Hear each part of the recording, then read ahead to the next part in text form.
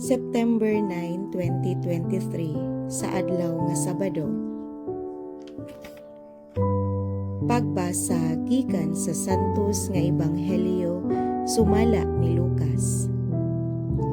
Usa ni ana kaadlawng igpapahulay, naglakaw si Jesus agi sa kaumahan sa trigo. Unya ang iyang mga tinun-an nangutlog mga uhay sa trigo, ug tapos nila kini kuso-kusua sa ilang mga kamot, ilang gikaon ang lugas.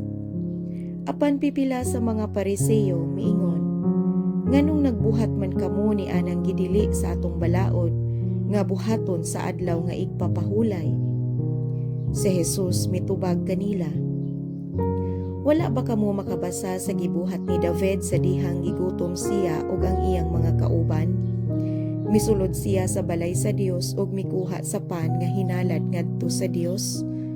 Unya mikaon siya niini ug ang iyang mga kauban iya usab nga gihatagan sa pan. Apan gawas lamang sa mga pari, gidid-an ang tanan sa atong balaod sa pagkaon sa pan nga hinalad ngadto sa Dios. Ug si Jesus midugang pag-ingon, ang anak sa tawo maoy magbuot sa angay buhaton sa adlaw igpapahulay. Ang Ebanghelyo sa Ginoo. Daygon ko ikaw, O Kristo.